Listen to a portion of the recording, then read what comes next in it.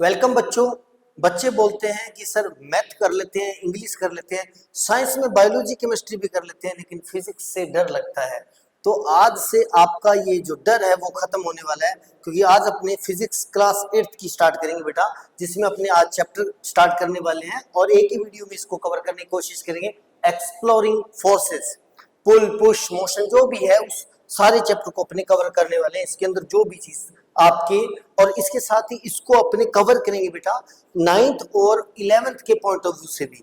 यानी जब आप 11th के अंदर जाकर इसी चैप्टर को पढ़ोगे तो आपको बिल्कुल इजी लगेगा। इसलिए ये वाली जो जर्नी है हमारी वो आपकी तब तक मैं आपके साथ रहूंगा जब तक आपकी जिंदगी के अंदर साइंस रहेगा। इसलिए सब्सक्राइब वाला जो बटन इधर मैंने लगवा रखा है ना यूट्यूब से बोलकर, उस पर क्लिक कर देना। तो स्टार्ट करते बेटा बिना किसी वक्त को बर्बाद किए। आज के चैप्टर में अपने क्या क्या सीखेंगे वो देखो। फोर्स और इसके इफेक्ट्स, फोर्स क्या होता है और इसके इफेक्ट्स किसी भी बॉडी पर, किसी भी ऑब्जेक्ट पर क्या होते हैं। कॉन्टैक्ट फोर्स क्या होता है, नॉन कॉन्टैक्ट फोर्सेस कौन से होते हैं, फ्रिक्शन कौन सा फोर्स है, कैसे काम करता है, ग्रेविटी, ग्रेविटी भी एक फोर्स है, वो कैसे काम करता है, वेट और मास को समझेंगे। उसके बाद में फ्लोटिंग एंड सिंकिंग को समझेंगे भी कोई चीज डूबती क्यों है और तैरती क्यों है। तो स्टार्ट करते हैं सबसे पहले। अब उसके बाद में कुछ चीजें अपने जो आपके माइंड में क्वेश्चन आते होंगे, नहीं आते तो एक बात सोचिए, why is cycling uphill difficult. यानी साइकिल अगर आप किसी चढ़ाई वाली जगह पे, चट्टान के ऊपर चढ़ाई वाली जगह पे चलाते हो तो आपको मुश्किल क्यों लगती है। उसके बाद में why do you we slip on wet surface, या फिर अपने गीला जो सरफेस होता है, जैसे मान लो गीला फर्श है या गीली रोड है, उस पर गाड़ियां क्यों फिसल जाती है, गीली फर्श पर आप क्यों फिसल जाते हैं, वो स्लिपरी क्यों हो जाता है। Why do object fall on earth, चीजें जो है वो अर्थ की और अट्रैक्ट क्यों होती है, अर्थ के टुवार्ड द अर्थ गिरती क्यों है। जैसे अगर मैं मारकर गिरा दूं तो ये नीचे गिरा क्यों। And next, why do some object float and other sink, यानी क्यों ऐसा होता है कि कुछ चीजें जो है जैसे नीडल है, नीडल मान लो एक छोटी सी सुई जो है वो पानी के अंदर डूब जाती है, लेकिन बड़े बड़े जो जहाज होते हैं, बोट्स होते हैं, वो तैरते रहते हैं। इन सभी चीजों का अपने आंसर इस चैप्टर के अंदर स्टार्ट करेंगे। तो इंट्रोडक्शन करते हैं। एक आपके जो इसमें मैंने जो आपकी एक्टिविटीज है उनको भी ऐड किया है, तो इसीलिए ये मत सोचना भी सर एक्टिविटीज नहीं करवाएंगे। एक शुरुआत के अंदर है story of Sonali and Ragini दिया हुआ है, riding bicycle against wind, combining a hill, moving down hill without pedalling. अब हमारे पास तीन केसेस हैं। एक तो साइकिल कर रही है हवा के ऑपोजिट, मान लो एयर उधर से आ रही है, वो एयर के ऑपोजिट साइकिलिंग कर रही है। दूसरे केसेस के अंदर combining a hill, climbing a हिल, या उसी साइकिल को लेकर या फिर सीधा किसी हिल के ऊपर पहाड़ी पर चढ़ने की कोशिश कर रही है। और नेक्स्ट वाला है अगर उस पहाड़ी से वापस आती है तो बिना पैडल के ही जो साइकिल है वो अपने आप मूव करती रहती है। तो अब यहाँ हमारे पास कुछ क्वेश्चन बनते हैं, what is pushing and pulling them, यानी ऐसी क्या चीज है जो उसको खींच रही है या पुश कर रही है। जैसे साइकिल चला रही है तो डिफिकल्टी क्यों फील हो रही है उसको, अगर किसी हिल पे क्लाइंब कर रही है, किसी पहाड़ी पर चढ़ रही है तो उसको डिफिकल्टी क्यों उसको हो रही है। तो इन सभी का आंसर है फोर्सेस। क्या है, इन सभी का आंसर है फोर्सेस बेटा। अब स्टार्ट करते हैं अपने पास, व्हाट इज फोर्स, फोर्स होता क्या है। तो स्टार्ट के अंदर देखियो फोर्स की जो डेफिनेशन है बेटा वो थोड़ी सी हायर लेवल की फिजिक्स में अलग है, लेकिन आपके लेवल की फिजिक्स के अंदर क्या है, पुश और पुल जो होता है applied on a object is called force. यानी आप किसी भी चीज को पुश करते हो या पुल करते हो, जो आप उसके ऊपर जो अप्लाई करते हो उसी चीज को अपने फोर्स बोलते हैं।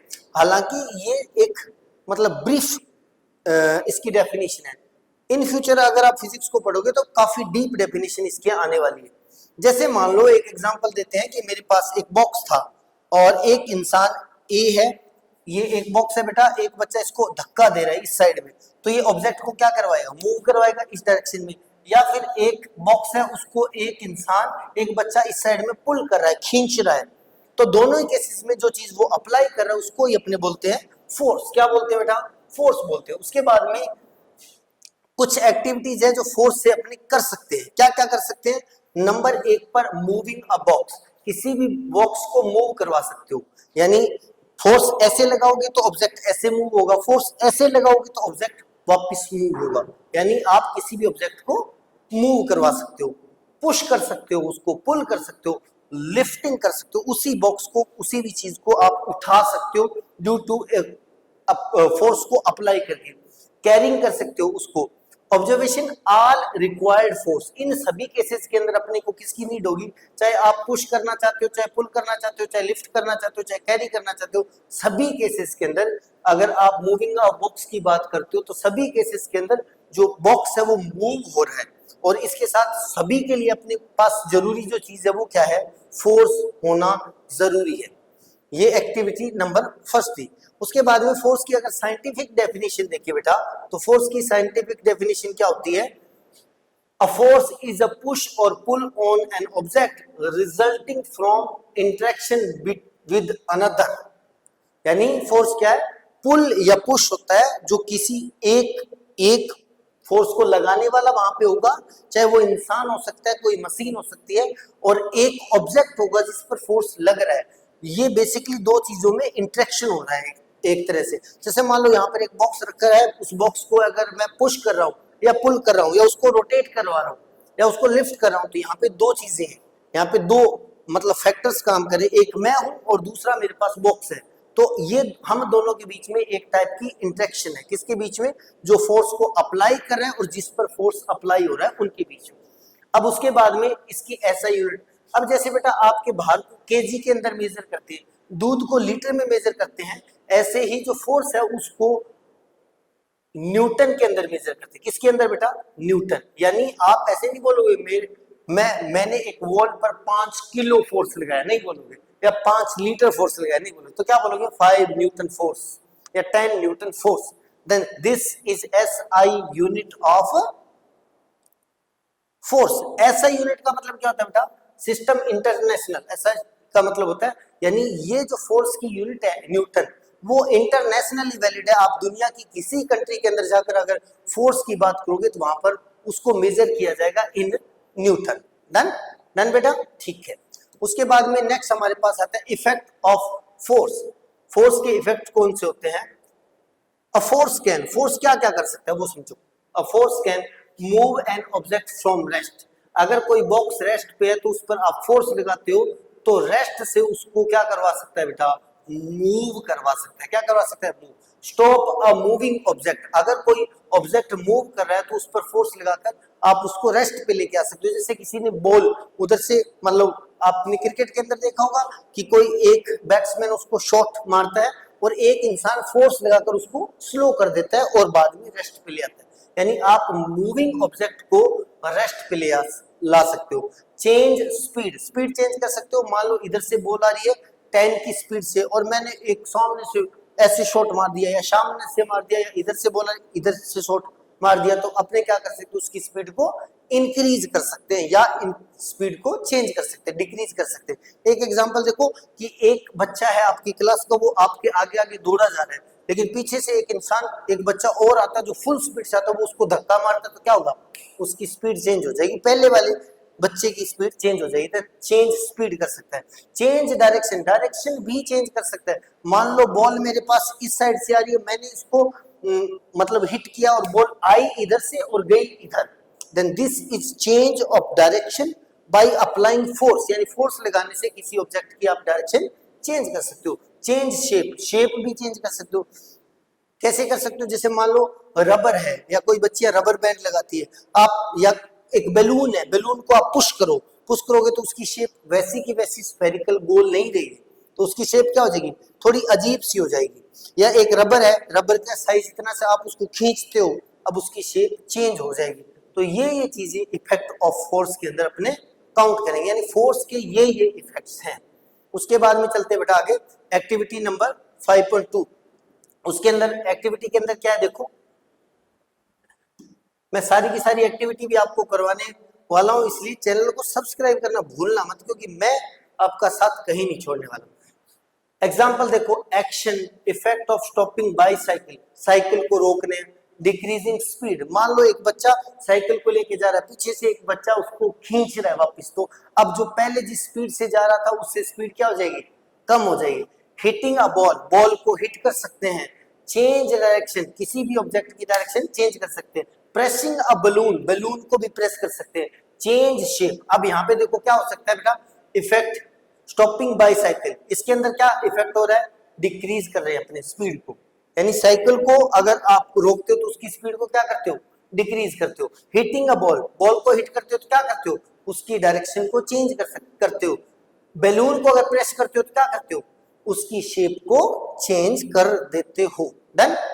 Next, force can move object, कैसे कर सकता है, ऑब्जेक्ट को मूव कर सकता है। जैसे एक एग्जांपल देख लो, सिंपल सा एग्जांपल है, अगर एक फुटबॉल रेस्ट के ऊपर है, फुटबॉल क्या बेटा, आपके रास्ते में आप मस्त मजे में जा रहे थे, आपके रास्ते में फुटबॉल आती है जो मूविंग नहीं है, जो रेस्ट पे, आप किक मारते हो उसको तो देन आप फोर्स लगाते हो, और वही जो रेस्ट पे थी वो बॉल स्टार्ट करती है, वो बॉल क्या करती है, मूव करना स्टार्ट कर देती है।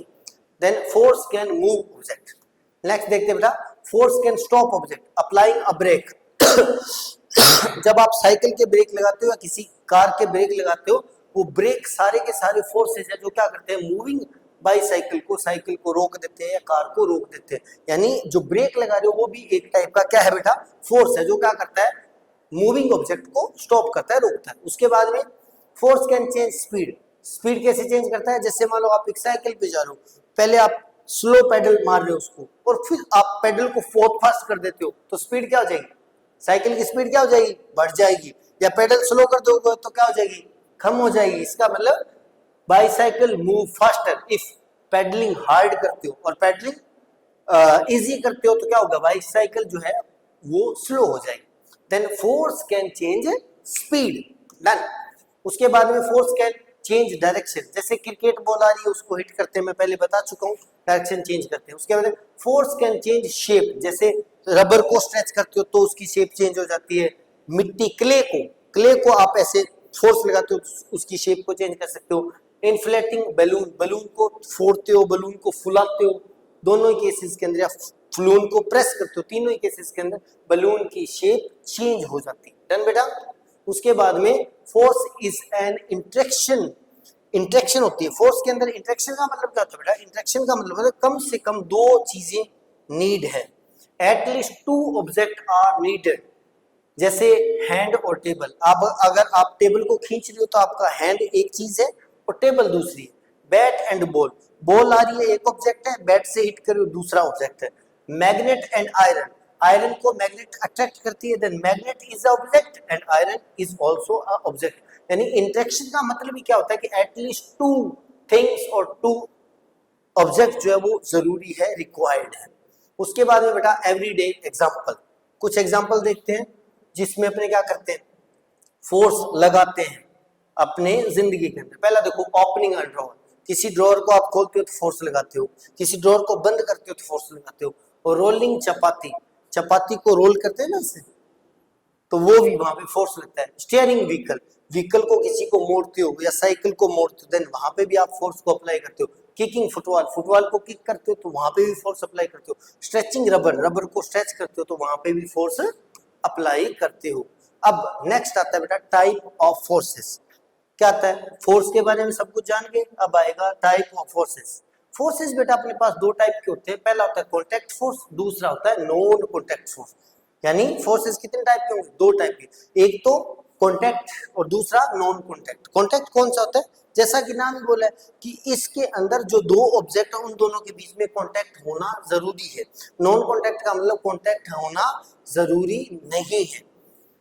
अब इनको अपने डिकोड करते हैं। कॉन्टैक्ट फोर्स, कॉन्टैक्ट फोर्स कौन से होते हैं बेटा, जैसे मान लो कुछ एग्जांपल देखते हैं, ये लो, force is acting only when object touch each other, जब ऑब्जेक्ट एक दूसरे को टच करते हैं। एग्जांपल देखो, मस्कुलर फोर्स, मान लो किसी बॉक्स को मैं खींच रहा हूं, मेरी मसल का जो फोर्स है वो क्या होगा, कॉन्टैक्ट फोर्स, क्योंकि मेरे हैंड और उस बॉक्स के बीच में टच हुआ है ना, देन दिस इज कॉन्टैक्ट हुआ है, इसी को अपने बोलते हैं कॉन्टैक्ट। फ्रिक्शन फोर्स, जैसे मान लो आप एक एग्जांपल देखो बेटा, मैं इस हाथ को रब करता हूं, आप देखोगे रब करता हूं तो क्या होगा, यहाँ पे एक फ्रिक्शन फोर्स लगेगा। या पैर से आप चलते हो देन फ्रिक्शन फोर्स लगेगा। लेकिन अगर मैं हाथों को रब भी नहीं करूं तो क्या फ्रिक्शन लगेगा? नहीं। कब लगेगा? जब ये दोनों कांटेक्ट के अंदर आएंगे। तो friction is also a contact force. Example आ सकता है कि कांटेक्ट फोर्स का एग्जांपल कौन सा है? तो एक अपने पास मस्कुलर हो गया, एक अपने पास फ्रिक्शनल हो गया, और भी हो सकते हैं जिसमें कांटेक्ट में आना जरूरी है। Muscular force, force produce by muscles of living organism. जितने भी लिविंग जीने वाले ऑर्गेनिज्म्स है, प्राणी है, जंतु है, वो जो फोर्स लगाते हैं, चाहे वो बंदर किसी सेब को फेंक रहा है, चाहे इंसान किसी चीज को पुश कर रहा है, चाहे इंसान किसी चीज को पुल कर रहा है, देन ये सारे के सारे, या चाहे एक बैलगाड़ी को बैल खींच रहा है, देन ये सारे जो फोर्सेस हैं उनको मस्कुलर फोर्सेस बोलते हैं। क्योंकि बेटा, क्योंकि ये उस जीव के अंदर या इंसान या उस बंदर के केस के अंदर या उस बैल के केस के अंदर उनकी मसल से जनरेट होता है, इसलिए इसको बोलते हैं मस्कुलर फोर्स। नेक्स्ट देखो बेटा, example of muscular force. Muscular force हम कहाँ पे लगाते हैं? वॉकिंग, चलने में हमारे पैरों की फोर्स लगता है, मसल्स का। रनिंग, दौड़ने में लगता है। लिफ्टिंग, किसी चीज को उठाने में हमारे हैंड्स का फोर्स लगता है, मसल्स का। जंपिंग, जंप करते हैं तो हमारे पैरों की मसल्स वहां पर काम आती है। पुशिंग, किसी चीज को धक्का देते हैं, देन हमारे हैंड्स की मसल काम आती है। पुलिंग, खींचते हैं तो भी। Then these are example of muscular forces. Next चलते हैं बेटा, एनिमल यूजेस मस्कुलर फोर्सेस। जैसे एग्जांपल डियर, हिरण जो होता है वो दौड़ने में अपने मसल्स यूज करता है। स्नेक जो होता है वो चलने में अपने पेट की मसल्स यूज करता है। डॉल्फिन जो होती है वो तैरने के अंदर अपनी, जो स्विमिंग के अंदर अपनी मसल्स का यूज करती है। बर्ड्स जो होते हैं वो उड़ने के अंदर अपनी मसल्स का यूज करते हैं। ह्यूमंस तो पुलिंग में, पुशिंग में, हर जगह मसल्स का यूज करते हैं। इवन देखो, मैंने इस चीज को पकड़ रखा है, इस मार्कर को पकड़ रखा है, और यहाँ पे अगर मैं कुछ लिख रहा हूं, then this is also a muscular force. Next चलिए भाई, कहां गया? नेक्स्ट अपने पास आता है बेटा फ्रिक्शन। अब देखते हैं फ्रिक्शन। फ्रिक्शन को समझते हैं। क्या आपने कभी एक बॉल को फर्श पे फेंका है? फर्श पर फेंका है तो ये एक पजल थी पुराने टाइम पे, वैज्ञानिकों को समझ में नहीं आया था कि जब आप एक बॉल को फेंकते हो तो थोड़ी देर के बाद में वो रुक जाती है। अब रुकती क्यों है? अब उसको अगर फेंकने वाला कोई इंसान है, थ्रो करने वाला कोई इंसान है, तो उसको रोकने वाला भी तो कोई होना चाहिए। तो बाद में वैज्ञानिकों को समझ में आया कि एक ऐसा फोर्स एक्ट करता है जो उसको रोकता है। Rolling ball stop after some distance, why? Because of friction. यानी जब आप बॉल को फर्श के ऊपर ऐसे थ्रो करते हो तो फर्श और उस बॉल के बीच में एक फोर्स जो है बेटा वो एक्ट करता है, जो उसकी मोशन को क्या करता है? अपोज करता है, उसकी मोशन का अपोजिशन करता है, उसको रोकने का काम करता है।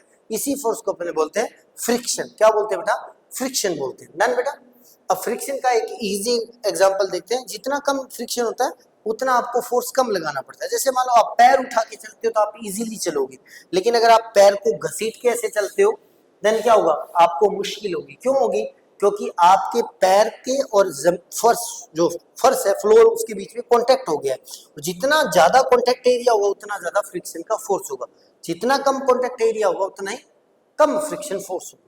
इसके बाद में चलते बेटा फ्रिक्शन की definition, the force opposing motion between two surface in contact. यानी फ्रिक्शन क्या होता है? दो ऑब्जेक्ट जो कांटेक्ट के अंदर आते हैं उनकी सरफेस के बीच में फोर्स लगता है जो उसकी मोशन को रोकता है। मान लो मैं इसके ऊपर इसको रब ऐसे करना चाहता हूँ, पुश करना चाहता हूँ, तो यहाँ पे मेरे पास दो चीज है, एक मेरा हैंड है, दूसरा मेरा फोन है। इन दोनों के बीच में कांटेक्ट हो चुका है। अब मैं अगर इसको पुश करता हूँ तो एक फोर्स है जो इसको रोकेगा वापस, उसी को अपने बोलते हैं बेटा फ्रिक्शन फोर्स। और इसका एक सिंपल एग्जांपल है, जब आप सर्दियों के अंदर हाथ को रब करते हो तो आप देखोगे यहाँ पे हाथ गर्म हो जाता है। किसकी वजह से? क्योंकि आप फ्रिक्शन के ऑपोजिट वर्क कर रहे हो। Then this is friction force. क्या होता है बेटा? The force opposing motion between two surface in contact. यानी ये मोशन को रोकने वाला एक फोर्स होता है जिसको अपने बोलते हैं फ्रिक्शन फोर्स। नेक्स्ट आता है बेटा डायरेक्शन ऑफ फ्रिक्शन। बहुत कमाल की बात है, डायरेक्शन ऑफ फ्रिक्शन। फ्रिक्शन की डायरेक्शन क्या होगी? मान लो ये हमारे पास एक फ्लोर है, क्या बेटा? फ्लोर है, एक फर्श है, फर्श के ऊपर बॉक्स बॉक्स बॉक्स बॉक्स, एक बॉक्स रखा हुआ है बेटा, ये बॉक्स है। सही बना लो सर, सही बनाओ। ये हमारे पास क्या है? एक बॉक्स है किसके ऊपर, फर्श के ऊपर, एक यहाँ पर एक रामू काका उसको क्या करते हैं, पुश करते हैं, ऐसे धक्का मारते हैं, देन रामू काका अप्लाई करते हैं इस डायरेक्शन के अंदर फोर्स। अब सीधी सी बात है, रामू काका अगर उसको मूव करवाने के लिए फोर्स उसके ऊपर अप्लाई कर रहे हैं तो फ्रिक्शन फोर्स उसको रोकने का काम करेगा क्योंकि वो मोशन के ऑपोजिट है। तो अगर अप्लाइड फोर्स इस डायरेक्शन में बेटा, किस डायरेक्शन में, इस डायरेक्शन में, तो फ्रिक्शन जो होगा वो फोर्स ऑपोजिट होगा किसके बीच में, जो दोनों चीजें कांटेक्ट में आ रही, जैसे एक बॉक्स और एक हमारे पास फ्लोर फर्श, then friction always act opposite to the motion. जिस डायरेक्शन के अंदर ऑब्जेक्ट मूव करेगा उसके उल्टा ही फ्रिक्शन काम करेगा। जैसे मान लो अगर इसको आप पुश कर रहे हो तो फ्रिक्शन ऐसे काम करेगा, इसी को अगर आप पुल कर रहे हो तो फ्रिक्शन उसका उल्टा यानी ऐसे काम करेगा। ये समझने वाली बात है। डन बेटा, done done done done. Next आ गया डायरेक्शन ऑफ फोर्स। अब एक एक्टिविटी जो आप अपने घर पे भी कर सकते हो, push a lunch box on floor, observation, move करता है फिर स्लो डाउन हो जाता है फिर स्टॉप हो जाता है, रीजन क्या है, फ्रिक्शन। जैसे आप एक आपका जो लंच बॉक्स है उसको ऐसे पुश करो तो वो थोड़ी देर के बाद में पहले फास्ट जाएगा फिर स्लो हो जाएगा फिर एक थोड़े टाइम के बाद में रुक जाता है। क्यों? क्योंकि उस फर्श, उस फ्लोर और उस लंच बॉक्स के बीच में एक फोर्स काम कर रहा है जो फ्रिक्शन है, जो उसकी मोशन के ऑपोजिट काम कर रहा है। अगर लंच बॉक्स ऐसे जा रहा है तो वो फोर्स ऐसे उसको रोकने का काम कर रहा है। डन बेटा। Due to tiny irregularities on surface even smooth surface have irregularities. अब यहाँ पे फ्रिक्शन फोर्स को समझेंगे बेटा। फ्रिक्शन फोर्स जो होगा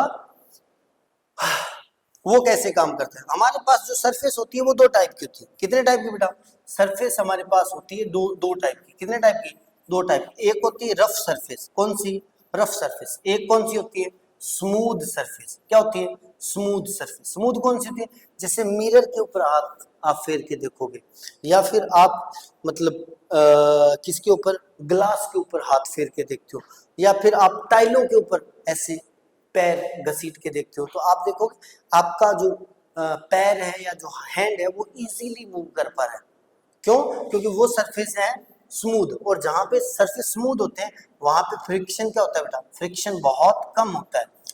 जितना स्मूथ सरफेस होगा उतना फ्रिक्शन कम होगा, और जितना रफ होगा, रफ का एग्जांपल देखो, मान लो आप मिट्टी में चलने की कोशिश करते हो, देन मिट्टी में आपको डिफिकल्टी से चल पाओगे। क्यों? क्योंकि वो एक रफ सरफेस है। तो जितना रफ सरफेस होगा उतना फ्रिक्शन क्या हो जाएगा बेटा? ज्यादा। फ्रिक्शन क्या हो जाएगा? ज्यादा। समझ में आ गया? अब इसी की वजह से आप एग्जांपल देखो, आपने देखा होगा बाथरूम के अंदर अक्सर लोग गिर जाते हैं, फिसल जाते हैं। क्यों फिसल जाते हैं? फर्श के ऊपर, गीले फर्श के ऊपर फिसल जाते हैं। क्यों फिसल जाते हैं? इसीलिए क्योंकि वो ऑलरेडी स्मूथ सरफेस होता है। जो टाइल्स होती है वो ऑलरेडी स्मूथ सरफेस होती है, उसके ऊपर पानी और गिर गया जिसकी वजह से फ्रिक्शन क्या हो जाता है? लो। वो सरफेस बिल्कुल स्मूथ हो जाता है, फ्रिक्शन हो गया लो। तो अगर आप एक बार फिसल गए तो आप मूव करो, मान लो यहां से फिसल गया, मान लेते हैं आप कहां से फिसल गए, मान लेते हैं यहां से, ऐसे मान लेता हूं यहां पर, और आप इस फर्श पर फिसल के इस साइड में जा रहे हैं, तो आपको रोकने वाला फोर्स कैसे काम करेगा? ऐसे। लेकिन अगर ये सरफेस स्मूथ है, गीला है, चिकना है बहुत ज्यादा, तो फ्रिक्शन क्या हो जाएगा? फ्रिक्शन बहुत कम हो जाएगा। अब आप स्लिप तो करोगे लेकिन आपको रोकने वाला जो फ्रिक्शन फोर्स है वो बहुत कम होगा, जिसकी वजह से थोड़ी सी देर के बाद में आप धड़ाम फर्श के ऊपर गिर जाओ। डन बेटा, डन डन डन डन। उसके बाद में आता है बेटा रफ वर्सेस स्मूथ सरफेस। मैंने आपको बता दिया फ्रिक्शन के अंदर जितना ज्यादा सरफेस रफ होगा उतना ज्यादा फ्रिक्शन होगा, जितना कम रफ होगा उतना कम फ्रिक्शन होगा, जितना ज्यादा स्मूथ होगा उतना फ्रिक्शन कम होगा। Done done done done. उसके बाद में ऑब्जेक्ट एक्टिविटी है, जैसे ग्लास देखो, वुड, क्लॉथ, सैंड, ऑब्जर्वेशन। हम अपने क्या देखेंगे कि अगर मान लो एक बॉल है, बॉल की एक एक्टिविटी आप कर सकते हो, पहले उसको ग्लास के ऊपर फेंक के देखो, फिर उसको एक लकड़ी के ऊपर फेंक के देखो, फिर उसको एक कपड़े के ऊपर फेंक के देखो, फिर उसको मिट्टी के ऊपर ऐसे फेंक कर देखो, मूव करवा के देखो, तो आप देखोगे कि अलग अलग जो ऑब्जेक्ट्स जो हमने लिया है उनके लिए डिफरेंट जो है स्टॉपिंग डिस्टेंस है। यानी ग्लास पे वो बहुत ज्यादा मूव करेगा, काफी डिस्टेंस ट्रेवल करेगा, वुड के ऊपर थोड़ा कम करेगा, क्लॉथ के ऊपर और कम करेगा, सैंड के ऊपर बिल्कुल ही कम करेगा, और एक बिल्कुल स्मूथ सरफेस है उस पर ज्यादा करेगा। बिकॉज जिसका जितना ज्यादा स्मूथ सरफेस होगा उतना फ्रिक्शन कम होगा, जिसकी वजह से वो ऑब्जेक्ट उतनी ही लॉन्ग डिस्टेंस को ट्रेवल करेगी। Done done done done. अब एडवांटेज ऑफ फ्रिक्शन, फ्रिक्शन का फायदा क्या है? फ्रिक्शन वॉकिंग के अंदर, चलने में आपको फ्रिक्शन चाहिए। चलो नहीं तो आप पैर रखते हो किसके ऊपर? फ्लोर के ऊपर पैर रखते हो, पैर रखते ही फिसल जाएगा, फ्रिक्शन नहीं है। तो जैसे आप पैर रखते हो, तो जैसे मान लो ये आपका पैर, आप इसके ऊपर पैर रखते हो और रखते ही आप आगे पुश करने की कोशिश करोगे तो आप पीछे फिसल जाएगा, फ्रिक्शन ना हो। होल्डिंग ऑब्जेक्ट, अब इस पेन को मैंने पकड़ रखा है तो देन दिस, ये फ्रिक्शन है, फ्रिक्शन काम कर रहा है इसकी, जिसकी वजह से ब्रेकिंग व्हीकल, व्हीकल को ब्रेक भी फ्रिक्शन की वजह से ही लगता है। इवन आप बोलते हो तो भी फ्रिक्शन लगता है। जब आप बोलते हो तो देखो आपके लिप्स के बीच में फ्रिक्शन हो रहा है, दोनों लिप्स के बीच में। कभी आपकी जो टंग है, जीभ है, वो कभी तालू के साथ अटैच हो जाती है, कभी दांतों के साथ फ्रिक्शन करती है। और एक और एग्जाम्पल, आपने कई बार किसी XYZ कोई रस्सी को गांठ लगाई होगी, तो एक ऐसी रस्सी होती है जिसकी गांठ इजीली खुल जाती, खींचते ही खुल जाती, और दूसरी ऐसी रस्सी होती है जिसकी गांठ इजीली नहीं खुलती। क्यों? क्योंकि अगर इजीली खुल रही है तो उसका मतलब वो रस्सी होगी बिल्कुल स्मूथ, चिकनी रस्सी होगी, जिसकी वजह से उसका फ्रिक्शन होगा। इसी फ्रिक्शन की वजह से कोई भी टाइप की गांठ जो है बेटा वो टिक पाती है। Done done done done done. उसके बाद में बेटा डिसएडवांटेज, डिसएडवांटेज क्या है? फ्रिक्शन से क्या होता है? वियर एंड टियर, जो मशीन्स है उनके जो पुर्जे है वो घिस जाते हैं। क्यों? क्योंकि जब वो पुर्जे होते हैं वो बार बार आपस में फ्रिक्शन करते रहते हैं, जिसकी वजह से घिस जाते हैं। हीट जनरेशन होता है, मशीनें गर्म जो होती है, इंजन गर्म हो जाता है, ये सब फ्रिक्शन की वजह से होता है, क्योंकि उसके अंदर के जो पार्ट्स है वो आपस में कहीं ना कहीं फ्रिक्शन कर रहे हैं, जिसकी वजह से वो गर्म हो जाते हैं। एनर्जी लॉस होता है, एनर्जी का बहुत ज्यादा लॉस होगा। कैसे? जैसे आप एक फर्श पर इजीली चल रहे हो और एक आप सैंड के ऊपर मिट्टी पे चलोगे तो आपको ज्यादा एनर्जी किसमें लगानी पड़ेगी? मिट्टी के ऊपर। देन ऐसे ही मशीनों के अंदर भी एनर्जी का लॉस होता है। उसके बाद में नेक्स्ट आता है बेटा नॉन कॉन्टैक्ट फोर्स, ऐसे फोर्सेस जिनके लिए कॉन्टैक्ट होना जरूरी नहीं है। Then force is acting without physical contact, अगर कॉन्टैक्ट नहीं होगा देन ऐसे फोर्सेस को अपने क्या बोलेंगे? Non contact force. जैसे एग्जांपल देखते हैं, मैग्नेटिक फोर्स, आप मैग्नेट को यहाँ पे प्लेस करते हो, मान लो बेटा मैंने यहाँ पे मैग्नेट को प्लेस कर दिया, कहाँ पर कर दिया? यहाँ पे कर दिया सर, बोर्ड पर। ये हमारे पास एक मैग्नेट है बेटा N एंड S, यहाँ पर मैं एक आयरन की कील ले आता हूँ, तो क्या होगा? क्या इसको टच करवाने पर ये उसको पुल या पुश करेगा? पुल करेगा? नहीं, ये इसके सराउंडिंग में आ गया, ये दोनों टच में भी नहीं आए, फिर भी इसको खींच लेगा, अट्रैक्ट कर लेगा, चिपका लेगा खुद के। देन इन दोनों को, इसने उसको फोर्स तो लगाया, लेकिन फोर्स लगाने के टाइम पे वो कांटेक्ट में नहीं था। देन मैग्नेटिक फोर्स जो है वो क्या है बेटा? नॉन कांटेक्ट फोर्स है। ऐसे ही इलेक्ट्रोस्टैटिक फोर्स, इलेक्ट्रोस्टैटिक फोर्स कौन सा होता है? नेचर के अंदर चार्जेस क्या होते हैं बेटा? दो टाइप के, positive and negative, positive and negative. Positive charge को रिपेल करता है, बिना टच के एक दूसरे को धक्का देता है, पुश करता है। जैसे मैग्नेट में आपने देखा होगा, सेम पोल एक दूसरे को क्या करते हैं? पुश करते हैं, रिपेल करते हैं। ऐसे ही पॉजिटिव चार्ज नेगेटिव चार्ज को अपनी साइड में क्या करता है? खींचता है, अट्रैक्ट करता है। जैसे एन पोल जो है वो एस पोल को अपनी साइड में अट्रैक्ट करता है। इन दोनों केसेस के अंदर, चाहे वो रिपेल कर रहा है चाहे वो अट्रैक्ट कर रहा है, दोनों केसेस के अंदर इन दोनों चार्जेस का कॉन्टैक्ट में आना नेसेसरी नहीं है।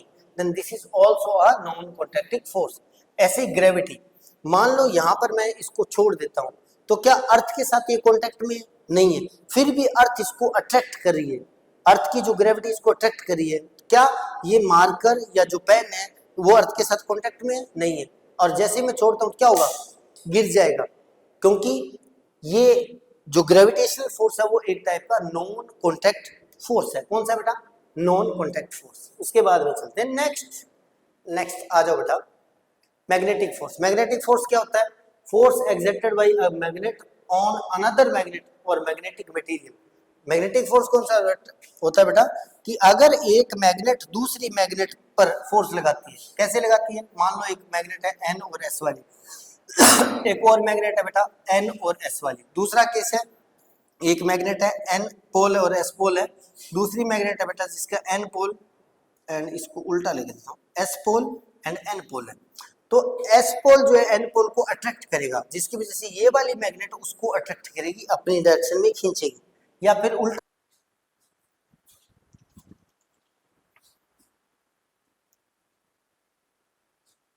अब type of non contact force कौन सा होता है बेटा? Magnetic force. मैग्नेट जो भी फोर्स लगाती है वो नॉन कॉन्टैक्ट होती है, क्योंकि मैग्नेट बिना कॉन्टैक्ट में आई फोर्स लगा देती है। इलेक्ट्रोस्टैटिक फोर्स, इलेक्ट्रोस्टैटिक फोर्स को जानेंगे। चार्ज दो टाइप के होते हैं, पॉजिटिव एंड नेगेटिव, वो अभी बताऊंगा आपको। और ग्रेविटी, ग्रेविटी कौन सा होता है? जैसे मान लो ये मेरे पास पेन है, इसको अगर मैं छोड़ देता हूँ तो क्या ये अर्थ के साथ कांटेक्ट में है? नहीं है। लेकिन अगर मैं छोड़ देता हूँ फिर भी ये अपने आप नीचे गिर जाएगा, कांटेक्ट में अर्थ के साथ नहीं है, फिर भी अर्थ इसके ऊपर फोर्स लगा रही है, क्योंकि इस जो ग्रेविटेशनल फोर्स है वो बेटा अपने पास एक नॉन कांटेक्ट टाइप का फोर्स है। उसके बाद में सबसे पहले देखते हैं बेटा मैग्नेटिक फोर्स कौन सा होता है। मैग्नेटिक फोर्स कौन सा होता है? तो force exerted by magnet on another magnet or magnetic material। यानी कौन सा फोर्स? अगर कोई मैग्नेट किसी दूसरी मैग्नेट के ऊपर फोर्स लगाती है या फिर किसी मैग्नेटिक मटेरियल पर फोर्स लगाती है, जैसे या तो एक मैग्नेट दूसरी मैग्नेट को रिपेल कर रही है, धक्का मार रही है, या अट्रैक्ट कर रही है, खींच रही है, या दूसरे केस में एक मैग्नेट किसी लोहे की चीज को, आयरन नेल्स को, ऑल पिन को अपनी साइड में अट्रैक्ट कर रही है, देन उस फोर्स को बोलते हैं अपने बेटा मैग्नेटिक फोर्स। और ये एक टाइप का नॉन कॉन्टैक्ट फोर्स है और इनविजिबल भी है, दिखता भी नहीं है। अब देखते हैं एक्टिविटी, देखते हैं। तो एक्टिविटी के अंदर आपके लिए दो मैग्नेट होनी चाहिए, अगर मेरे पास तो भी है नहीं, मैं बता देता आपको, लेकिन आप खुद भी कर सकते हो। क्या करने हैं कि दो मैग्नेट लेंगे बेटा, तो उसके अंदर एक्टिविटी होती है, एक मैग्नेट के अंदर दो पोल होते हैं एन और एस, तो एक और मैग्नेट लेके आएंगे एन और एस की। उसके बाद में इन्हीं को ऐसे प्लेस कर देंगे एन एस, फिर ऐसे प्लेस करेंगे एस एन, फिर अपने ऐसे प्लेस करेंगे बेटा एस एन, फिर ऐसे प्लेस कर देंगे बेटा एन एंड एस। तो आप क्या देखोगे कि एन जो है एस, ये दोनों अनलाइक पोल्स है। क्या है? अनलाइक पोल है। अनलाइक मतलब ऑपोजिट पोल है। देन ये दोनों ये वाली मैग्नेट इस वाली मैग्नेट को अपनी साइड में खींचेगी, अट्रैक्ट करेगी, और ये वाली मैग्नेट इसको अपनी साइड में खींचेगी। देन इन दोनों के बीच में जो फोर्स लगेगा वो मैग्नेटिक फोर्स कौन सा होगा? Attraction force. और अगर एस एस को पास लेके आओगे तो एस एस को रिपेल करेगा, धक्का देगा दूर। ऐसे ही एन एन को भी क्या करेगा? रिपेल करेगा।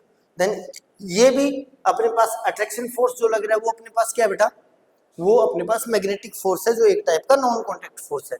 और जो सेम पोल्स है उनके बीच में क्या लगेगा? रिपेल फोर्स लगेगा, रिपल्सन लगेगा, वो भी अपने पास एक टाइप का कौन सा है? मैग्नेटिक फोर्स है। और एग्जांपल प्रॉपर्टी में देखो क्या है मैग्नेटिक फोर्स की प्रॉपर्टी? अट्रैक्टिव। ये अट्रैक्टिव हो सकता है, अगर पोल डिफरेंट हो तो अट्रैक्टिव होगा। ये रिपल्सिव हो सकता है, अगर पोल सेम हो तो ये रिपेल करेगा। एक्ट फ्रॉम डिस्टेंस, और एक डिस्टेंस से ही मतलब एक्ट कर जाएगा। दोनों का कांटेक्ट में आना जरूरी नहीं है ऑब्जेक्ट्स का। Then these are property of magnetic forces. उसके बाद में आता है बेटा इलेक्ट्रोस्टैटिक फोर्स। एक इजी सा एग्जांपल देखते हैं, आपने कई बार किया भी होगा। एक कॉम्ब लोगे या आप स्केल लेते हो, उसको बालों के साथ रब करते हो, रब करने के बाद में आप छोटे छोटे टीनी पार्टिकल, मिट्टी के पार्टिकल रख लो या फिर छोटे छोटे पेपर के पीसेस रख लो, उसके पास लेके जाओगे तो वो उसके साथ टच हो जाएगा, अट्रैक्ट हो जाएगा और वो इसके साथ चिपक जाएगा। क्यों? क्योंकि ये एक इलेक्ट्रोस्टैटिक फोर्स है और जिसकी वजह से इसको चिपक रहा है। हालांकि आपने इसको टच नहीं करा है, दूर रखा तो भी अट्रैक्ट हो रहा है। देन रब, प्लास्टिक स्केल को अपने पॉलीथीन के साथ रब करते हो, पेपर पीसेस के पास लेके जाते हो, पेपर पीसेस जो है वो अट्रैक्ट होने लग जाते हैं। ये एक्टिविटी आपको घर पे कर लेनी चाहिए। अब समझते हैं स्टैटिक चार्ज। अब क्यों हुआ ऐसा? क्योंकि charge produce by rubbing object. Object को अगर आप रब करते हो, जैसे मान लो इसको रब करता हूं, तो इसके ऊपर एक फिजिकल क्वांटिटी, एक ऐसी चीज आती है बेटा जिसको अपने बोलते हैं चार्ज। क्या बोलते हैं? चार्ज। इसको चार्ज ही बोलते हैं या फिर स्टैटिक चार्ज बोलते हैं। स्टैटिक मतलब रेस्ट पर चार्ज है। अगर ऐसे करता हूं देन दिस, ये जो इसके ऊपर चार्ज प्रोड्यूस हो गया वो चार्ज है स्टैटिक चार्ज। डन बेटा। उसके बाद में a charge object can attract भी कोई चार्ज ऑब्जेक्ट है वो क्या कर सकता है? अट्रैक्ट कर सकता है। पेपर के पीसेस को कर सकता है, हेयर स्टैंड्स को कर सकता है, और छोटे छोटे और चार्ज पार्टिकल को भी कर सकता है। डन बेटा। क्योंकि अब यहाँ पे मैं एक चीज आपको बता ही देता हूँ नेचर एक्सपेरिमेंट देखते हैं, बलून एक्सपेरिमेंट, फिर बताऊंगा आपको। रब टू बलून विद वूल, अगर आपको दो बलून लेने हैं, बलून लेने के बाद उसको किसी बलून वूल के साथ, जो आपकी स्वेटर वगैरह उसके साथ रब कर लेना। रब करने के बाद में इन दोनों बैलून को ऐसे हवा के अंदर टांग के रखना और पास लाने की कोशिश करना, तो ये दोनों एक दूसरे को दूर दूर रिपेल करेंगे, धक्का मारेंगे ना बेटा, बैलून रिपेल ईच अदर। उसके बाद में नेक्स्ट है चार्ज का रूल क्या है, लाइक चार्ज होते हैं। अब हमारे पास समझना है क्या बेटा, हमारे पास नेचर के अंदर दो टाइप के स्टैटिक चार्ज होते हैं। क्या होते हैं स्टैटिक चार्ज? दो टाइप के होते हैं, एक होता है पॉजिटिव चार्ज और एक होता है नेगेटिव चार्ज। कितने टाइप के होते हैं बेटा? पॉजिटिव चार्ज और नेगेटिव चार्ज। पॉजिटिव को अगर पॉजिटिव के पास लेके आओगे तो ये इसको धक्का मारेगा, यानी रिपेल करेगा। क्या करेगा बेटा? रिपेल करेगा। नेगेटिव को नेगेटिव के पास लेके आओगे तो भी ये इसको धक्का मारेगा, यानी क्या करेगा? रिपेल करेगा। लेकिन अगर पॉजिटिव को नेगेटिव के पास लेके आओ तो ये क्या करेगा? अट्रैक्ट करेगा, दूसरे को अपनी साइड में खींचेगा। इसीलिए बोला जाता है कि सेम चार्जेस जो है या लाइक चार्जेस है वो रिपेल करते हैं और अपोजिट चार्जेस जो है वो क्या करते हैं बेटा? अट्रैक्ट करते हैं एक दूसरे को। नेक्स्ट आता है बेटा टाइप ऑफ चार्जेस, दो आ गया, पॉजिटिव एंड नेगेटिव। उसके बाद में इलेक्ट्रोस्टैटिक फोर्स क्या होता है? Force exerted by charge body is non contact force, यानी एक चार्ज जो दूसरे चार्ज पर फोर्स लगाता है वो एक नॉन कॉन्टैक्ट फोर्स है। क्योंकि अगर आप इसको रब करके पेपर पीस से जितना दूर रखते हो, यहाँ से रखोगे तो भी वो उसको अट्रैक्ट कर लेगा। देन दिस, इन दोनों का, पेपर पीस का और इस प्लास्टिक स्केल या मार्कर का जो है उसके कॉन्टैक्ट में आना जरूरी नहीं है। Then this is electrostatic force is a non contact force है बेटा। उसके बाद में ग्रेविटेशन, जब आप बॉल को थ्रो करते हो वापस नीचे आ जाता है, बॉल कम्स बैक डाउन। उसके बाद में क्यों? क्योंकि the force with which we earth attract object toward itself, यानी अर्थ हमारी जो है एक फोर्स लगाती है जिसकी वजह से ऑब्जेक्ट को अपनी साइड में खींचती है। उस फोर्स को क्या बोलते हैं बेटा? ग्रेविटी या ग्रेविटेशनल फोर्स बोलते हैं। ग्रेविटेशनल फोर्स की कुछ प्रॉपर्टीज है जो आपसे पूछी जा सकती है। ऑलवेज अट्रैक्ट, जब आप किसी चीज को छोड़ते हो तो अर्थ अपनी साइड में इसको अट्रैक्ट करती है, हमेशा ही अट्रैक्ट करेगी, ये नहीं कि उसको ऊपर की साइड में भेज देगी। ऑलवेज क्या करेगी? अट्रैक्ट करेगी। नॉन कॉन्टैक्ट फोर्स, मैंने पहले ही बता दिया इसका कॉन्टैक्ट में आना जरूरी नहीं है। Act on all object, her object पे, यहाँ पे आप पेन रख दो, फोन रख दो, आप खुद मतलब छत के ऊपर से पूछो। एग्जाम्पल दे रहा हूँ, मान लो कोई बच्चा ही जंप कर रहा है, लॉन्ग जंप कर रहा है, हाई जंप कर रहा है, उस सभी केसेस के अंदर क्या होगा? वो जो पार्टिकल है, सभी पार्टिकल्स पर अर्थ अपनी साइड में ग्रेविटी लगाती है, यानी छोटे से पार्टिकल पे भी लगाएगी, बड़े पार्टिकल पे भी लगाएगी और बड़े पार्टिकल पे भी लगाएगी। इसी ग्रेविटी की वजह से जो है ओले गिरते हैं, पानी जो बरसात है वो नीचे की साइड में आती है। कभी आपने देखा बरसात आए आधे रास्ते से फिर वापस चली जाए? नहीं जाती है ना। एंड नेक्स्ट आता है बेटा example of gravity, falling of Apple, सेब का गिरना, फॉलिंग ऑफ बास्केट का गिरना, स्टोन को ड्रॉप करना, जंपिंग इन द वाटर, पानी के अंदर जंप करना, ये सब एग्जाम्पल ग्रेविटी का। अब फिर है वर्टिकल मोशन। वर्टिकल मोशन बहुत कमाल की चीज है। वर्टिकल मोशन क्या होती है बेटा? जब आप किसी चीज को थ्रो करते हो, जैसे देखो ये हमारे पास अर्थ है, अर्थ से अब यहां से सेब गिरता है नीचे, क्या गिरता है बेटा? नीचे गिरता है, डाउनवर्ड। लेकिन अगर आप किसी चीज को ऊपर की साइड में ऐसे सीधा ऊपर की साइड में फेंकते हो, देन इसको बोलते हैं vertical motion. Motion under gravity in vertical direction. हमारे पास दो डायरेक्शन होती है बेटा, ये वाली जो डायरेक्शन है ना, ऊपर और नीचे वाली, ये वाली होती है अपने पास वर्टिकल डायरेक्शन।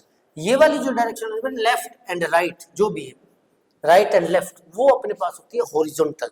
दो डायरेक्शन होती है, ऊपर फेंकते या नीचे फेंकते, then this is vertical direction.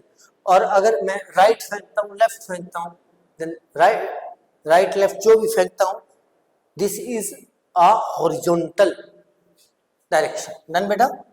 उसके बाद में थ्रोइंग अ बॉल अपवर्ड, यानी एग्जांपल क्या है वर्टिकल मोशन का? अगर किसी बॉल को अपवर्ड ऊपर की साइड में फेंकते हो। उसके बाद में आता है बेटा वेट। वेट क्या होता है? Force with which earth pull the object, यानी अब आपको ये तो पता लग गया कि हमारे पास क्या है, अर्थ हमें अट्रैक्ट करती है। अब यहाँ पे एक नई चीज से मिलते हैं बेटा, जो हमारे पास क्या होता है? वेट। बहुत कमाल की चीज है वेट। जब आप किसी बच्चे को पूछते हो आपका तुम्हारा वजन कितना है, वो बोलता है 35 kg, वो उसका वेट नहीं होता, ये ध्यान रखना। वेट समझते हैं? वेट क्या होता है? वो 35 kg जो है उसका मास है बेटा। क्या है बेटा? मास। अब आप बोलोगे सर मास क्या होता है? मास होता है अमाउंट ऑफ मैटर, यानी मान लो मेरे अंदर कितना मटेरियल भरा हुआ है, उस मटेरियल को बोलते हैं मास। जैसे मान लो मेरा एग्जांपल ले लेते हैं, मेरा वजन जो है वो 72 kg, then this is my mass. ये क्या बेटा? मेरा मास है, नोट वेट, मेरा वजन नहीं है। अब तो फिर समझे वेट क्या होता है? फिर वेट इज अ फोर्स। अर्थ मुझे जिस फोर्स से अट्रैक्ट करती है, जितने न्यूटन से अट्रैक्ट करती है, उस फोर्स को अपने वेट बोलते हैं बेटा। अब ये समझने वाली बातें यहाँ पे बच्चे बहुत उलझ जाते हैं। तो सबसे पहले वेट समझते हैं। वेट इज अ फोर्स, तो वेट की ऐसा यूनिट क्या होगी? न्यूटन। यानी मान लो मेरे पास एक बॉल है, ठीक है, एक बड़ी वाली बॉल है, मान लो यहाँ पर 2 kg की बॉल है। यहाँ से मैं अगर इसको छोड़ता हूँ तो ये हमारी अर्थ है, तो अर्थ इसको क्या करेंगे? अट्रैक्ट करेंगे। अट्रैक्ट करने का मतलब क्या करेंगे? फोर्स लगाएगी। कौन सा फोर्स लगाएगी? ग्रेविटी लगाएगी। जो फोर्स होगा, जितने न्यूटन का फोर्स होगा ना बेटा, उसी को अपने बोलते हैं वेट। क्या बोलते हैं? वेट। क्या बोलते हैं? वेट बोलते हैं। डन। उसके बाद में नेक्स्ट आता है बेटा, एग्जांपल देखते हैं। Spring experiment, different object, different spring, stretching, different weight. यानी आप दो या दो से ज्यादा स्प्रिंग ले लो मान लो, और उनके साथ अलग अलग चीजें हम अटैच कर देते हैं। मान लो मेरे पास एक स्प्रिंग, इसको यहाँ पे बांध दिया, इसके साथ मैं 1 kg लोड, मतलब या कोई भी चीज इसके साथ बांध देता हूँ। फिर इसके बाद में एक मैं चीज लेता हूँ, एक स्प्रिंग और लेता हूँ, उसके साथ मैं एक बॉल को बांध देता हूँ। तो ज्यादा स्प्रिंग कौन सा बढ़ेगा? क्योंकि 1 kg वाला, क्योंकि इसके अंदर वेट क्या है? ज्यादा है। अब अर्थ इसको अपनी तरफ क्या करिए? अट्रैक्ट करिए, डाउनवर्ड।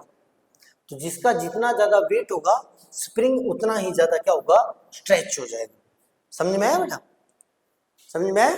जैसे मान लो इसी स्प्रिंग के ऊपर आप में से किसी बच्चे को ऐसे लटका देते हैं, ऐसे खींच के, देन क्या होगा?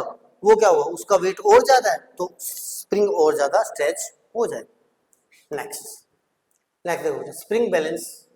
स्प्रिंग बैलेंस क्या होता है? स्प्रिंग बैलेंस होता है, आपने एक वेट मशीन देखी होगी जो वेट को मेजर करता है, उसके ऊपर ना, उसके अंदर एक ऐसी सी मशीन होती है, और उसके अंदर ऐसे बैलेंस लिखा होता है, 5 kg, 10 kg, 2 kg, और इसके अंदर एक स्प्रिंग होता है ऐसे लगा होता है, और यहाँ पर एक उसके हुक लगा होता है। इसके ऊपर आप किसी चीज को टांग देते हो, फिर जितना स्प्रिंग बढ़ता है उसकी वजह से उसकी रीडिंग आती है। मान लो ये यहाँ पर बढ़ के आ गया, तो आप बोलोगे भी इसका वेट कितना है? 10 kg। उसको स्प्रिंग बैलेंस बोलते हैं बेटा। इसका काम क्या आता है? मेजर करता है किसको? वेट को, किसी भी ऑब्जेक्ट के वेट को मेजर करता है। उसके बाद में range of spring balance. Spring balance जो है वो 0 न्यूटन से 10 न्यूटन को मेजर करता है। किसको? 10 न्यूटन को मेजर करता है। अब यहाँ पर एक जो चीज मैं आपको समझाने जा रहा हूँ, वो समझना बेटा बहुत जरूरी है आपके लिए, क्योंकि इन फ्यूचर भी आप उलझो। मान लो किसी बच्चे का जो वजन है, वेट है उसका बेटा, वो अपने मानते हैं कि उसका वेट है 35 kg। एक्चुअल में ये वेट नहीं होता, हमारी लैंग्वेज के अंदर इसको हम मिस्टेक से पढ़ते हैं। फिर 35 kg इज इसका मास है। 35 kg बेटा मास, क्योंकि अगर ये वेट होता तो इसको यहाँ पर क्या लगा होता? न्यूटन, क्योंकि वेट इज अ फोर्स।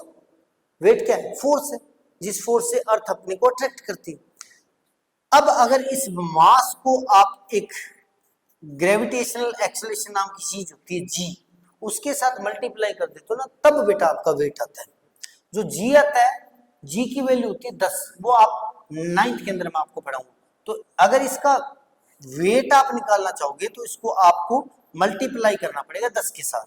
तो 35 को अगर मैं 10 से मल्टीप्लाई कर देता हूँ 350, दिस इज वेट। लेकिन ये केजी में नहीं होगा, ध्यान रखना, क्योंकि वेट की जो ऐसा यूनिट है वो क्या है? न्यूटन, क्योंकि weight is a force. Then ये 350 न्यूटन का हो जाएगा। Then 350 newton is my weight, not 35। जैसे मान लो एक एग्जांपल मेरा देखते हैं, मेरा वजन 72 केजी है, तो इसको मैं 72 10 से मल्टीप्लाई कर देता हूँ, तो मेरे पास आएगा 720 Newton. This is my weight, not this is my wait. 72 मेरा वेट नहीं है, 72 तो मेरा मास है, तो 720 जो है वो मेरा क्या है? वेट। तो मास को मेजर करते हो आप केजी में, वेट को मेजर करते हो न्यूटन। डन बेटा? उसके बाद में नेक्स्ट आता है अपने पास,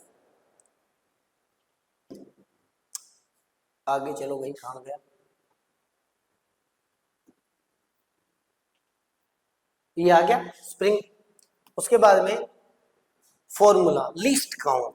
अब समझते हैं बेटा लीस्ट काउंट। लीस्ट काउंट क्या होता है? ये लीस्ट काउंट हर जगह ही काम करेगा, हर जगह ही काम करता है। कोई भी मशीन जितना मिनिमम से मिनिमम मेजर करती है उसको लीस्ट काउंट बोलते हैं। क्या बोलते हैं? Least count. अगर आप अपने पास की दुकान पे जाओगे और वहां से चीनी लाने जाओगे, क्या लेने जाओगे? चीनी लेने जाओगे, तो वो आपको चीनी देता है मान लो 2 kg 327 ग्राम, है ना, 2 kg एंड 327 ग्राम। तो इसका मतलब है कि वो 1 ग्राम को भी मेजर कर सकता है मिनिमम।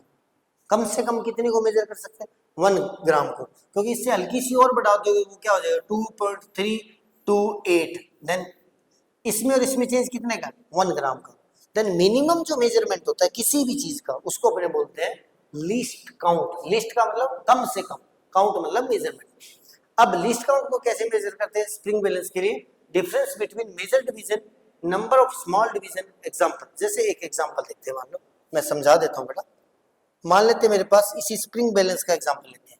स्प्रिंग बैलेंस जो है उसके अंदर यहाँ पे रीडिंग लिखी हुई है 5 kg, ना, यहाँ पे स्प्रिंग लगा हुआ बेटा। उसके बाद यहाँ पे लिखी हुई है 10 kg मान लो। इसके बीच में बॉक्सेस बने हुए हैं 10। कितने बने हुए? 10। तो मेजर जो स्केल है वो 5 और 10। इन दोनों के बीच में जो डिफरेंस है वो कितने का है? इनका डिफरेंस है बेटा 10 - 5 यानी 5 का। और डिवीजन कितने इसके अंदर? 10 डिवीजन छोटे। तो उसको अगर 10 से डिवाइड कर देता हूं देन उसका वो जो होगा वो अपने पास क्या आ जाएगा? Least count. क्या आ जाएगा? Least count. आपके एग्जांपल में क्या है कि अगर 1 न्यूटन के अंदर 5 डिवीजन है, यानी जैसे मान लो ये वाला अपने पास बैलेंस यहाँ पे लिखा है 1, फिर लिखा है 2, फिर लिखा है 3, फिर लिखा है 4, फिर लिखा है 5 स्प्रिंग बैलेंस के अंदर, और इसके आगे सब डिवीजन है 5। देन इसमें कितना है? 1 न्यूटन के अंदर कितने डिवीजन? 5 डिवीजन।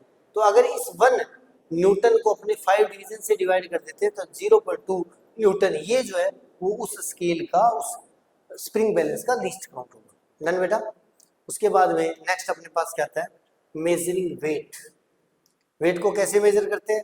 सस्पेंड करते हैं ऑब्जेक्ट को, स्प्रिंग बैलेंस के साथ लटका देते हैं, उसके बाद में ऑब्जर्व करते हैं स्केल को, स्केल के ऊपर देखते हैं, वो तो आपको मतलब उसके साइड में स्केल पर देखते हैं और अपने को वेट पता लग जाता है, वेट को रिकॉर्ड कर लेते हैं। डन बेटा। उसके बाद में नेक्स्ट आता है मास वर्सेस वेट। अब यहाँ पे समझने वाली बात, मैंने पहले बताया था मास अलग चीज है और वेट अलग चीज है।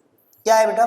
मास तो वो चीज है कि कितना अमाउंट ऑफ मैटर है, यानी किसी भी चीज के अंदर अमाउंट ऑफ मैटर कितना है उसको अपने बोलते हैं मास।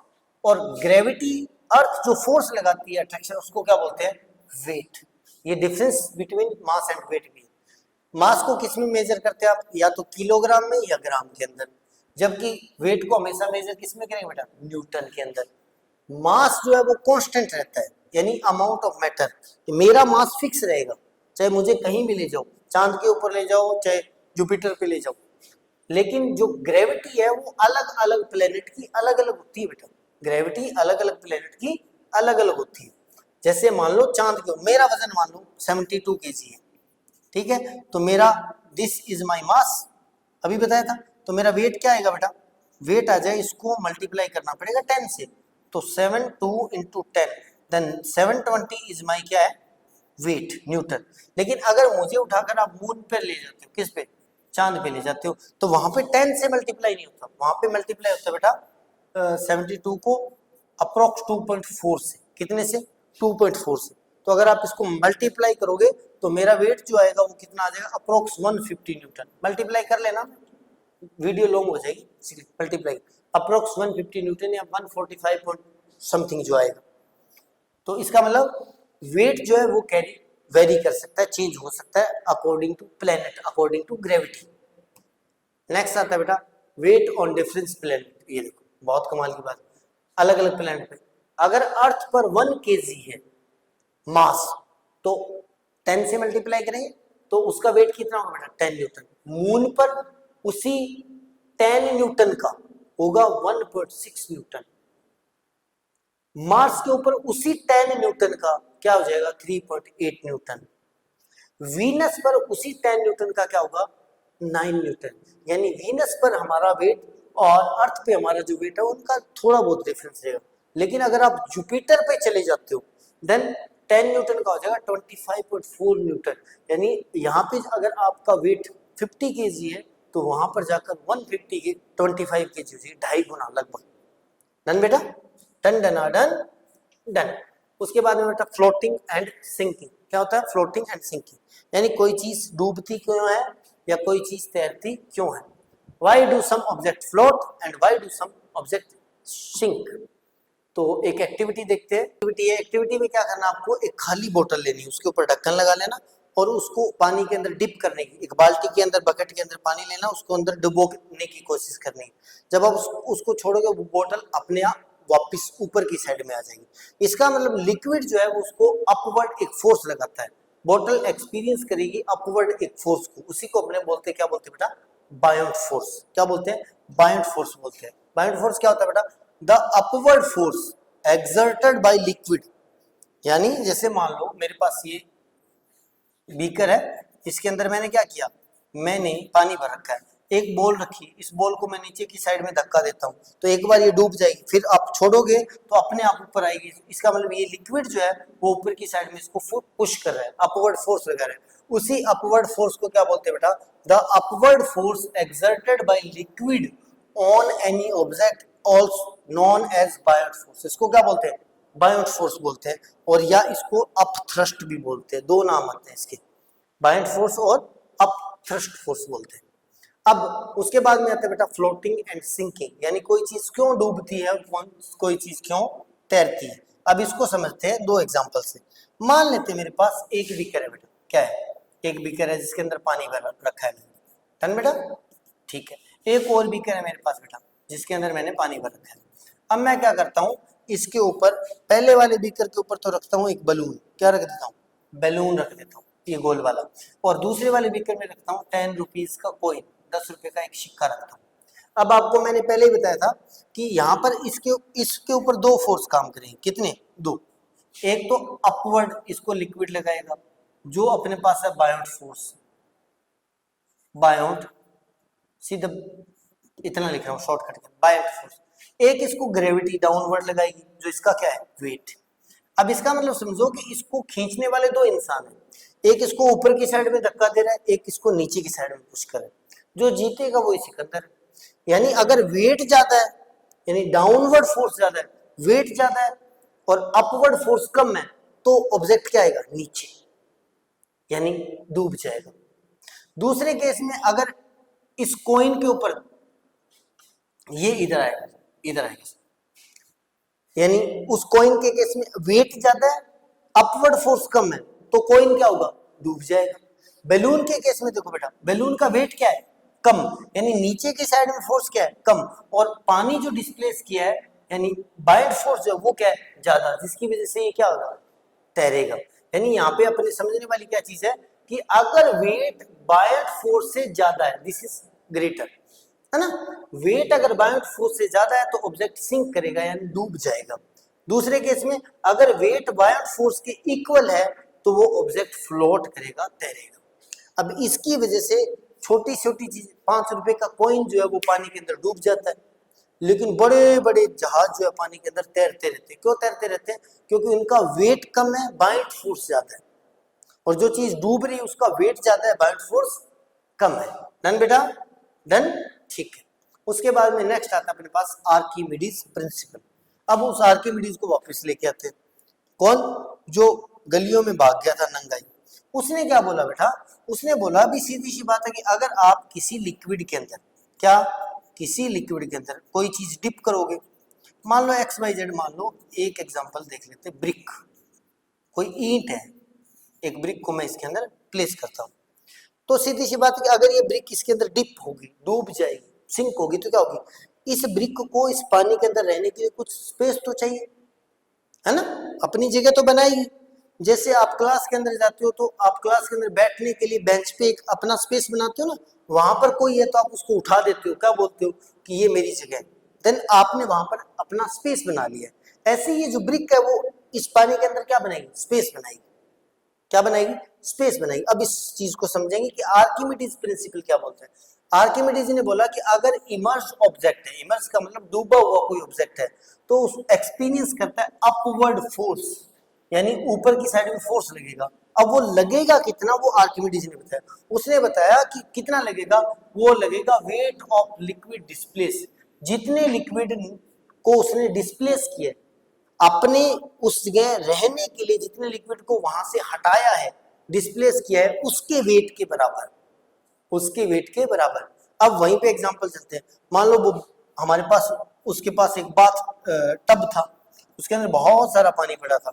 अब वो जो आर्किमिडीज है वो एकदम से इसके अंदर छलांग लगा गया, पानी ऊपर तक भरा हुआ था, छलांग लगाया तो कुछ पानी इसने क्या किया, साइड में आ गया, बाहर निकलेगा। उसने फिर क्या किया, इस पानी को मेजर किया, तोला, तो उस पानी का जितना वेट आया था ना बेटा, उतना ही उस आर्किमिडीज का वेट था। किसका था, आर्किमिडीज का। इसका मतलब उसने कहा कि जितना ऑब्जेक्ट का वेट होगा उतने ही वेट का वो पानी डिस्प्लेस करेगा। इसी को अपने बोलते हैं आर्किमिडीज प्रिंसिपल। क्या बोलते हैं, आर्किमिडीज प्रिंसिपल। नेक्स्ट अपने पास आता है बेटा समरी। इस चैप्टर के अंदर अपने क्या सीखा, कॉन्टैक्ट फोर्स कौन से होते हैं, मस्कुलर, फ्रिक्शन होता है, नॉन कॉन्टैक्ट कौन से होते हैं, magnetic force, electrostatic force, gravitational. उसके बाद में नेक्स्ट क्या पढ़ा बेटा, इंपॉर्टेंट कुछ डेफिनेशन है। फोर्स समझ लेना क्या होता है, पुल पुश क्या होता है, फ्रिक्शन क्या होता है, अपोज मोशन क्या होता है, फ्रिक्शन क्या होता है, ग्रेविटी अर्थ का अट्रैक्शन होता है, वेट यानी फोर्स पुल और पुश को बोलते हैं, फ्रिक्शन ऑपोजिशन ऑफ मोशन को बोलते हैं, ग्रेविटी अर्थ के अट्रैक्शन को बोलते हैं, वेट फोर्स ऑफ अर्थ पुल, अर्थ जिस फोर्स से पुल करती है, Biot force upward force by liquid. उसके बाद में नेक्स्ट आता है बेटा कुछ इंपॉर्टेंट क्वेश्चन है जो आपको इस चैप्टर से करने हैं। Define force, state effect of force, what are the contact force, what is the friction, what are non contact force, explain gravity, differentiate mass और वेट के अंदर डिफरेंस बताओ, weight, what is buoyant force और Archimedes principle. और उसके बाद में अपने माइंड में हमें क्या पढ़ा, फोर्स पढ़ा, फोर्स दो टाइप के, कॉन्टैक्ट और नॉन कॉन्टैक्ट और बायोट। उसके बाद में कॉन्टैक्ट में कौन सा पढ़ा, मस्कुलर पढ़ लिया, फ्रिक्शन पढ़ लिया, मैग्नेटिक ये नॉन कॉन्टैक्ट में आएगा, एंड इलेक्ट्रोस्टैटिक नॉन कॉन्टैक्ट में आ जाएगा और ग्रेविटी भी नॉन कॉन्टैक्ट के अंदर आ जाएगा। Then thank you complete video देखने के लिए और मेरा थैंक यू आपको पढ़ाने के लिए। तो जब तक आपकी लाइफ के अंदर साइंस रहेगी तब तक आपकी लाइफ के अंदर ये चैनल रहेगा, इसलिए चैनल को सब्सक्राइब कर लेना। हर चीज फिजिक्स के अंदर हर कंसेप्ट आपको क्रिस्टल क्लियर करवा देंगे।